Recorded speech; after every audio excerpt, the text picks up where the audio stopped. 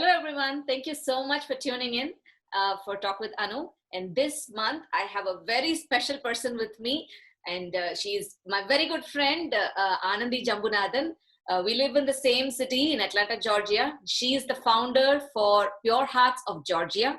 This is a non-profit organization mainly run for autism and special needs children, and to form a supportive group for their families, mainly for autism acceptance, and to showcase the awareness on autism denial among families, who are autism dependent, and the other families as well. So thank you so much, Anandhi, for joining us. And I'm so happy to see your smile. And I think I'm going to have a good time talking to you. So thank you so much for Anu for this opportunity.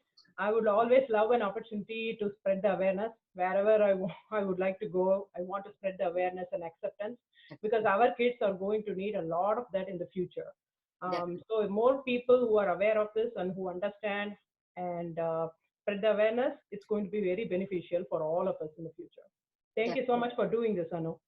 Thank you, Anandhi. So first of all, tell us a little bit about Anandhi. Who is Anandhi? And tell us about your background, a little bit about your childhood, where you're from, and how long have you been in Atlanta in the US? Okay, so I was brought up in Chennai, and I studied there, I worked there, and then just like everyone else, I got married and got the visa and came to California with my husband Ganesh. Okay. So I used to live in California for about like 7, almost 8 years there. I moved here in 2002 to California. So, and then after that, I had Krishu in 2004, November. And the first year and a half was like, just like any other family, like so beautiful, lovely. Krishu is a very cute child and very bubbly and very social at that point. And we were all having fun time with other young people, young families like us.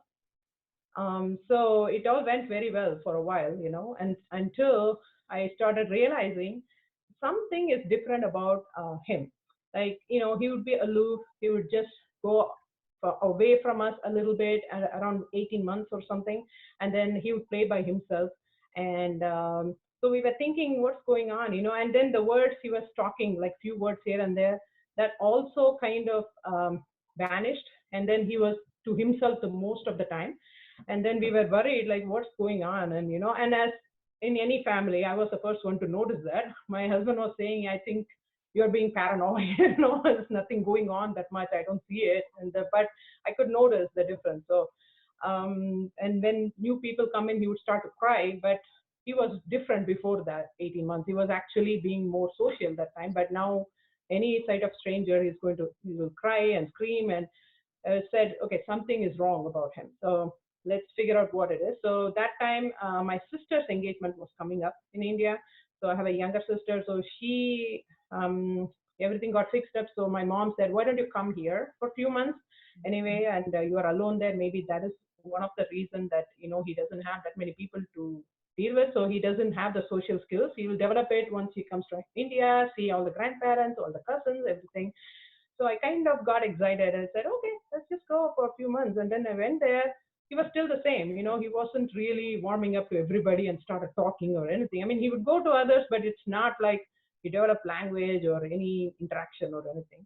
So I started Googling, and then that time, and then I figured that some of the main traits he had, like loss of language, and then language delay, and then lack of social skills, lack of eye contact, everything kind of pointed to autism. Mm-hmm. So I heard that word. I was thinking like, oh, something like asthma or something. I can do something about it. And then realized, oh, it's just autism, not a big deal. And then so naive at that point. And then we just traveled back. When we moved back, I went to the pediatrician and then told her, hey, I think he has something called autism. I'm not so sure. Can you please check? She wasn't so sure. She said, your son looks kind of normal, so I'm not so sure. So I said, okay, how about who will make sure that he has something or not? And then she referred me that time to Regional Center of California. That's the place, a government-based place, just like Babies Can't Wait here in Georgia. Mm-hmm. They usually evaluate him. So I took him there for an appointment, and there was a neurologist too. So they evaluated, and they said he has severe autism. Mm-hmm. He is kind of having all the traits of autism a person could have. Like lack of eye contact, lack of social skills, kind of want to be on their own, stimming, all the kind of traits of autism he had at that point. And me and my husband were looking at each other like, you say autism, I don't know what it is, but let's figure it out. I think we can deal with this, something like that. And then we walked home, and then I started learning more about it, started some of the therapies they mentioned, then realized, looks like we are in this for a lifetime. This is not something to take very easily like asthma or anything. This is something we have to really put in effort with the child. So the first thing I did was quit my current job at that time. So I didn't want to continue my job because I knew that something I have to be with my child to help him out from this stage. And I was still having a lot of hope at that time, like, okay, he'll get better by like 3-4 years and he'll be okay and all that. So that's how the journey started. So, and then my husband had a job move, so we had to come to Georgia at that point. And I think we came in 2008 when Krishu was about 3.5. So that was kind of my initial journey with autism. Awesome, awesome. I mean, I could relate to most of it. I really understand what you went through. So it's definitely a good knowledge for people who are listening to this, new parents who are still in denial and who are thinking what's going on with their young children, like 1 year, 2 years old. So that's when you normally find out, right? So have you noticed, like they always say that, only it feels like we are the only one who had the kid. All the others in our family, like like generations as well as like the cousins and everybody will say, "Oh, what happened here?" Only one family member would have that. All the other families wouldn't. So we always get very confused, like, what's going on? Why me? Only me? My sister's kid is fine. My husband's sister's kid is fine. Everybody is fine. I'm like, what's going on here? What did we do special to get this going for us? Very So true, honestly. Very so true. that's why we are in denial at that point. We are like very confused. Like, I've never heard of this. There is nothing called like this. It should be something wrong with the diagnosis. Everybody go through that phase. So Definitely, Anandhi. Being an autism mom myself, I just had the same thought, a few months back. So when the doctor said, I was initially in the denial phase, and then I was shy to face the outside crowd. I was shy to socialize myself. But now, after we have understood the situation clearly, now it's our responsibility to just give the best to these children. So, that is completely true. I completely agree with you. I love talking to you. oh, thank you so much, Anandhi. That's why when I met you, I'm like minds. That's all. We just need to catch up and talk. Keep talking on these. Exactly. That is true. See, we will understand each other the most because we are in the same boat, literally. So True. it's Very true. easier to talk. Very true. So this is, I think, a kind of a lesson for any parent who's going through that phase in the initial stages. They just have to come out of that bubble and take their kids to the right place. And that's a denial phase they are having. And as you said, in India, our parents and all, they are like, oh, this is something very small. You just leave him alone. Let him go through this. Those kind of things we hear a lot from our older generation. There are some parents who really understand in India, but there are some who still say that this might be really small, just leave it alone, kind of. How did you face that back in India? Oh, I had a lot of those complaints. So there was a point where when I was back in India and I said something is wrong with them, there were people who suggested me exorcism. They said something, your kid got possessed by demon or something like that. I'm like, what are you talking about? So there are ignorant people and there are some people who are like understanding. There might be some slight delay, but then boys usually talk late. That is the quote Yeah. everybody gives, like, boys usually talk late. So just wait for 1 more year. You're just being a pushy mom. You will talk. You don't have the patience. It's your first kid. You're going to know that kids talk late. You don't have any experience. This is how all kind of things. And there was one aunt who was saying, "Oh, did you eat banana during your pregnancy? Probably that's why he has some mental issues." I'm like, "What? Banana? What did banana do?" Like, there are a lot Everybody of wants to people. part of the cycle. They just want to share some myth or the other just to make you Exactly, comfortable, or exactly. Because they don't know the real reason. I mean, honestly, if you think about it, nobody knows at this point what causes autism. They come up with different things. Some say it's genetic, some say it's environmental, some say it's because of the 3G we got here. There's like a lot of myths. We don't know exactly what is going on, but we know that it's a neurodevelopmental disorder, which is going to really take a lot on the toll of on the families as well as the children to work hard and get their life to improve. So it's a lot going on at the same time. I get that, but then they come up with all these myths like, okay, this kid will never talk, this kid will have a lot of issues, and then some say, no, this kid will just talk in like a couple of years, he will go to college. So nobody knows the real reason. So my point is, rather than finding about why it happened, how about we focus on what to do next? That is what my take was from the beginning, because there is no point in crying over the spilt milk, right? There's nothing I can just go into the brain and just do a brain surgery and fix him up or anything. So how about we focus on what can I do to get him to the next level? Definitely. So that's when I was thinking about connecting with parents and learning things, and connecting with therapists, learning things, and started working with them. That is how it all started. Definitely. I mean, from the conversation we just now had, I like two things I came to know is the denial phase, when what could have gone wrong. That phase, I think all the parents who are in the same journey must have faced it.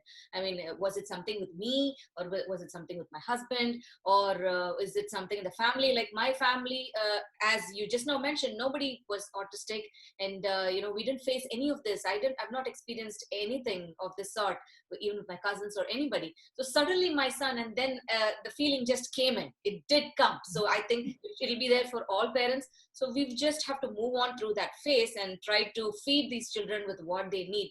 And now, staying in the United States, we see many autistic children grown up, and they're working in big supermarkets and big companies. There are many organizations that are welcoming special needs people. There is a special category for them.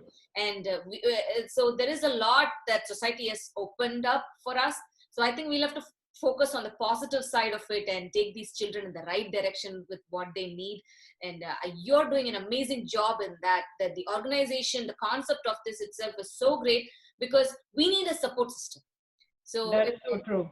Yep, I completely agree. I know See, you are the my main support. idea behind how it formed, honestly, when I came here, right? I said moved here in 2008.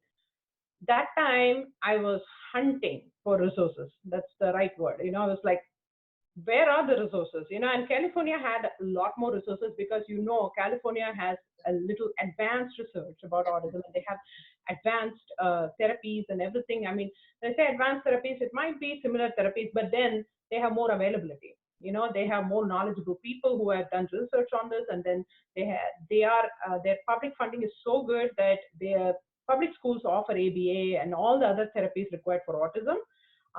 So from the beginning, from they are 3 years old and all, and they have separate schools just to, like, early childhood center and all that stuff, where they completely get the autism kids to be in a group, and they socialize them, they take care of them one-on-one, and it's all publicly funded. You know what I mean?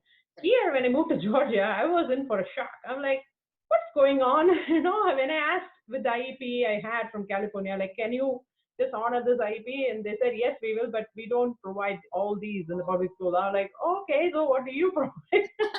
So it was like a shocker for me. I'm like, are you guys kidding me? So you don't provide any one-on-one therapies at all? And so they're like, no, we don't. So we just have a group in the classroom, and we just do speech and OT one-on-one, and other things we can guarantee. I'm like, oh, that's great. So what am I supposed to do?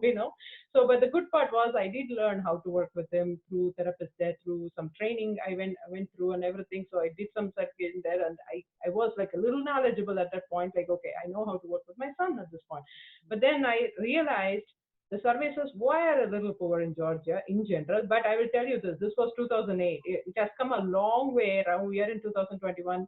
Even the public schools are providing a lot more resources now, and a lot more awareness, and a lot more assistance than what it was before. They have come a long way. I think it all takes, depending on the state, like how the funding comes in for them and everything. So, but that time it was like a real nightmare for me. Like, okay. And then the worst part was I moved here and I don't know anybody. Like, I have no friends. I'm like, I'm completely clueless and I can't expect my family to come and help me. We see, I have a sister in Arizona, but doesn't help because she has her own family of two children and she works and, she's busy with her life. And then my mom comes and goes once in a while, but then I can't expect her to really take care and do therapies with Fishy or anything. She helps me once in a while, but it's difficult for her to. And my dad was sick at that time, so she had to be in India to attend to him. So I was thinking, what do I do? Who do I have? I don't have anybody even to just say a few words like how my day went or something. Somebody asked me hello, like, oh, hey guy, hey, how are you doing? Oh, you exist on this planet, nothing. So it was so hard. I was still talking to my friends in California, like once in a while, but then it's a very long distance and a lot of time change relationship. It doesn't really carry through. So slowly I started hunting some American groups where there were Indian email IDs. So I just emailed them personally. Hey, I saw you. I think you are an Indian, and can I talk to you? Can I connect with you? You have an autism child, and then they started replying back. So that's why I knew that I can get a home here in Johns Creek because I knew that all the therapy places are close by. So we got a home in Johns Creek when we moved. And then I started connecting with some of the people here who had a little bit older kids as well as same age kids as mine. Like I would say about a family of 4 or 5, but it was good enough for me at that point since I didn't have anyone. So slowly we started a small Yahoo group. Now that Yahoo group doesn't even exist with all the technologies right now, so we don't even have a Yahoo group. Moved on from Yahoo now. Yeah, I know. We're like, what is Yahoo group? So, and then we started doing email correspondences and we talked shared resources and we talked about different stuff and we kept meeting all the time in the parks and houses and stuff. We're like, okay, let's just be together. That's all we can do at this point. So I mean, it kind of went to a good relationship where we all met and we had like each other friends and kids coming and going and stuff. So it went very well. But then little did I know, this is the funny part. The people started hearing about this little group and they started wanting to be part of it, right? Especially our Indians. So slowly they all started showing up and the word spread in therapy centers and schools. And oh, do you know there is a little group? You want to talk to them? You want to talk to them? They share resources. They are very good and this and that. And then it kept spreading like wildfire. I can't believe we have started as 4 or 5 families. It's about like 200 families right Wow. That's a funny part. But word of mouth is very powerful. I mean, that is so true. Yeah, that is so true. So that is the thing. But what I understood though over the period of years, everybody wants some place to belong. That is the one thing we all want. Doesn't matter what kind of kid you got, what issues you got, but you need someone to be with you to kind of back you up. And you need that relationship to go on so that you don't feel depressed. What happens to our kind of parents is depression, anxiety. A lot of us, especially what I'm talking about, the moms go through this. Not really, I would say, not say dads, because dads are usually busy in their work. And, men's emotions are a little different than what women go through. So we are more of a social butterflies, we can't be like away from society, like they can shut it down and they can focus on the work. We can't, even if we work, we can't, we have to have people at the end of the day to meet on weekends and share something, we need to know all the information, something like that, right? So I realized that everybody is looking for the same. So why not just be together as a community? Why should we be alone from each other, right? I mean, we all join together, we can come up with something together in the future. That was the whole idea about why I needed to go a little official with a nonprofit. I didn't for a long time. It was a very informal group for a long time. So, but people started talking like, why don't we just make it official? So just took the steps, that's all. Excellent. That's an amazing story, the journey that you've come through to know about Pure Hearts of Georgia. And while we were talking, the why us question, that question, I mean, it just keeps coming to us again and again. Oh, yeah. When I see you, I think this is probably, in life, people, it just chooses some people who can initiate these things. So that's why it's us. So I think that's why it's you, Anandhi, and I'm talking to you today because you were responsible in finding the support system. Many, it's an ocean, they don't know where to go, and somebody has to guide them. So I think that's why you are chosen. And I'm so happy that I'm talking to you because I can relate myself to in the same situation. And when I first talked to you, my son, he's a 7-year-old and he's in a different category in the spectrum. He's a non-verbal child, but he was slightly different. Then I thought, the organization that you run has kids, older kids. But then the reason mainly I wanted to connect with you is I know parents with older kids who are still struggling and who don't know where to go. So I just wanted to use this platform for you to talk, and where they can listen to and they can approach you. And it's just one-on-one assistance, right? We all need this support system. If this is something like an extended family, we can all be connected to one another. And amazing that you have 200 families. I've been to one of the events, actually, the one that you conducted for Pure Hearts, and the kids, the dancing they did, everything was so interesting to watch. How people arranged for those, choreographed and everything, that's again a family get together. So families need to. And as you said, moms are different, dads are different. It's the gender mentality, the gender difference that comes in there. And we moms are definitely social butterflies. So the support That system. is so true. Yeah. I need your conversation, you need mine. So it's a nice thing that you're doing. So amazing, so amazing. Journey is so nice to hear. Thank you. Thank you. No, we need someone. See, I mean, it could have been anybody, but I think I had the time and I was all more passionate about learning and about this autism a little bit more in detail. I have only one child, right? Parents living in denial. So please continue on that. Yes. So basically, what I wanted to say was acceptance seems to be a major issue with all of us. So when we don't accept the kid we have, how do we expect the society to understand our kids, right? I Yes. mean, we have to first understand them and do the correct diagnosis, and everything is crucial at the right time, right? I mean, so you have to start things in the right time. So that is why they say early intervention is crucial. It means that doesn't mean that actually that early intervention is going to really carry them forward and they're going to Harvard University. That's what I mean. I mean, it might happen to some lucky kids, yes. But what I'm saying is when you do early intervention, you as a parent also get to learn how to understand your children. What are their needs? How they communicate. You get to learn from that time when they're younger. What are their needs? How to help them improve and how to embed the self-help skills, how to embed some other communication skills and all that from the beginning. When you do that, the entire family gets into it. The mom, dad, sibling, I don't know, maybe grandpa, grandma, everybody starts interacting with the kid in the right way, Right. how they understand it. So when they do that from the beginning, it only gets better in the future, Right. right? So the kid is more involved in more activities, more things the family has to do for him as well as the community. So it'll be easier in the future. That's what they say early intervention is crucial, right? So autism, basically they have to understand it's not caused by negligence, or there is no reason to feel guilty. Like, oh my God, my son has autism, so I'm going to go hide under the bed. That's not going to help, right?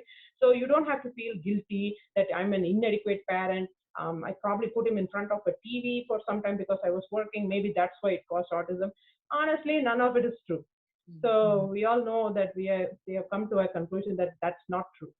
I mean, it's better that when you understand the problem early and not really, try to really kind of blame yourself on it all the time and get depressed, and just get up and act and move on. It'll be faster. So the intervention can happen earlier and then it'll get better. So that's what we need to think about it. At this point, I would say, honestly, there is no cure for autism at this point. But only thing we have come to an understanding, they do progress with a lot of intervention and therapies. Definitely, there is progress.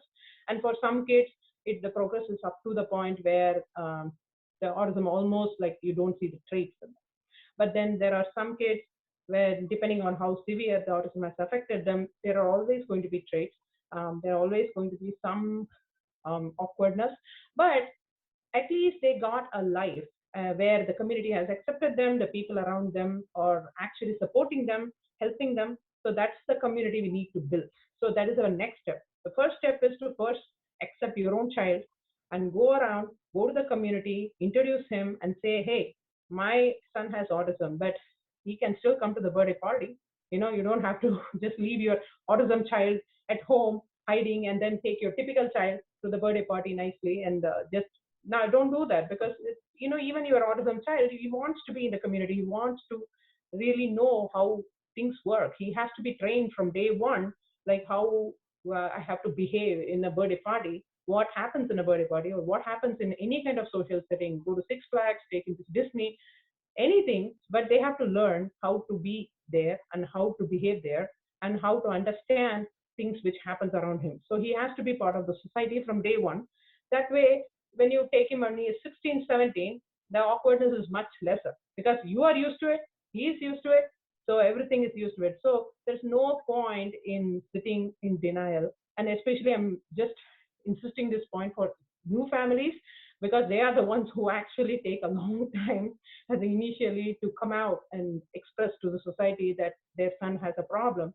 But I will tell you, the things have changed a lot nowadays. When you come out and say that, people do understand because I haven't known of anyone who said, what is autism? We don't know. No, no, there's no more people like that. Everybody has known through a cousin or some neighbor or some friend's friend and this and that, some show somewhere, so it's widespread, so everybody knows about it. Widely So spread it's topic. better.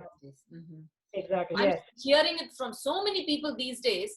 Once again, we don't know the cause. It could be the industrialization or the way we've come through the what to say. I don't know. We don't know. So it's a lot these days compared to the previous generation. And as you were just taking these children to the common places. So this is a long weekend, and I just took my son out. I found my best company. So I just went out with him normally for shopping. We had a good, outing.